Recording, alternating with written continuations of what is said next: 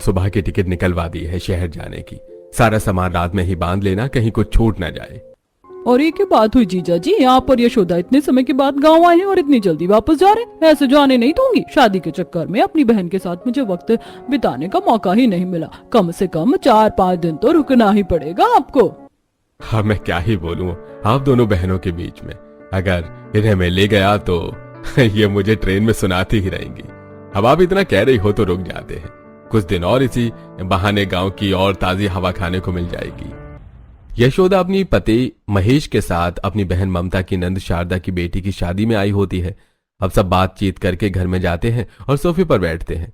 सभी मेहमान आपस में बात कर ही रहे होते हैं कि तभी पैरों तक लंबे काले घने वालों के साथ हाथों में जूस के गिलास का ट्रे लिए गांव की रहने वाली अलका आती है। जमीन को छूते अलका के काले घने बालों को देखकर यशोदा की आंखें तो फटी की फटी रह जाती हैं। अरे ममता, जरा इस लड़की के बाल तो देखो। गांव की लड़कियों के बाल लंबे होते हैं, ये तो मुझे पता था, लेकिन इतने लंबे होते हैं। अरे तो अपने बालों से खड़े खड़े जमीन पर झाड़ू लगा सकती है। कौन है ये? अलका नाम है इसका, यहीं रहती है, बड़ी प्यारी बच्ची है, अपने माँ बाप की इकलौती बेटी है। अपनी माँ के साथ सारी घर गृहस्थी संभालती। पता है, ऐसा कोई हफ्ता नहीं होता जब इसके लिए कोई रिश्ता ना आए। New Nivea soft daily UV अब 88% यूवी